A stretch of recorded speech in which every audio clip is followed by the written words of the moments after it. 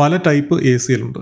അത് നോക്കുകയാണെന്നുണ്ടെങ്കിൽ ഒന്ന് സ്റ്റാൻഡേർഡ് എ സി എൽ ഉണ്ട്. അതായത് സോഴ്സ് ഐ പി വെച്ചിട്ട് നമുക്ക് ഫിൽട്ടർ ചെയ്യാൻ പറ്റും. അതായത് standard A C Ls generally റൗട്ടറിൽ യൂസ് ചെയ്യുന്ന എ സി എൽസ് ആണ്. അപ്പോൾ ഇവിടെ നമ്മൾ ഒരു പർട്ടിക്കുലർ ഐ പി എന്നുള്ള ട്രാഫിക്കിനെ അലോ ചെയ്യണോ ഡിനൈ ചെയ്യണോ എന്നുള്ള കാര്യം മാത്രമാണ് സ്റ്റാൻഡേർഡ് എ സി എൽസ് നമ്മൾ സെറ്റപ്പ് ചെയ്യാറുള്ളത്.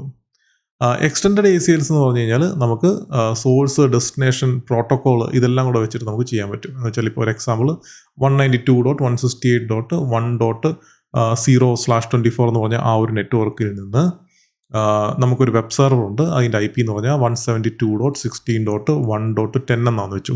ആ ഒരു 10 പോകുമ്പോൾ വെബ് സെർവർ ആകുമ്പോൾ പോർട്ട് 18443 ഉണ്ട് പോർട്ട്.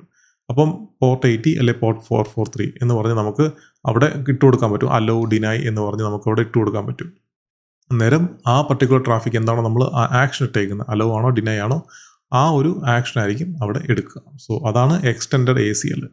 ഇനി നെയിംഡ് എ സി എൽ എന്ന് പറഞ്ഞു കഴിഞ്ഞാൽ നമുക്ക് ഈ എക്സ്റ്റൻഡഡ് ഇതൊക്കെ വരുമ്പം നമ്പർ ബേസ് ചെയ്തിട്ടാണ്. നമുക്കൊരു നമ്പറുണ്ട്, ആ നമ്പർ ബേസ് ചെയ്തിട്ടാണ് ഇതെല്ലാം വർക്ക് ചെയ്യുന്നത്.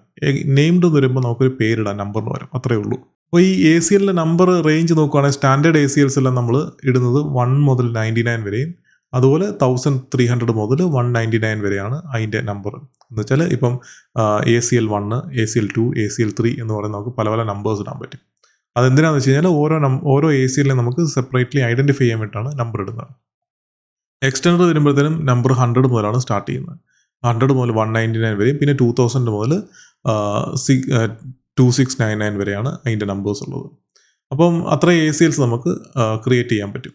നെയിംഡ് വരുമ്പം നമ്മൾ പേരിടുക എന്നുള്ളതാണ്. ബേസിക്കലി ഈ ഒരു നമ്പർ ഇടുന്നതിന് പകരം നമ്മൾ ഒരു പേരിട്ട് കൊടുക്കും. അതിൻ്റെ എക്സാമ്പിൾ നമുക്ക് ഈ വീഡിയോ തന്നെ കാണാം.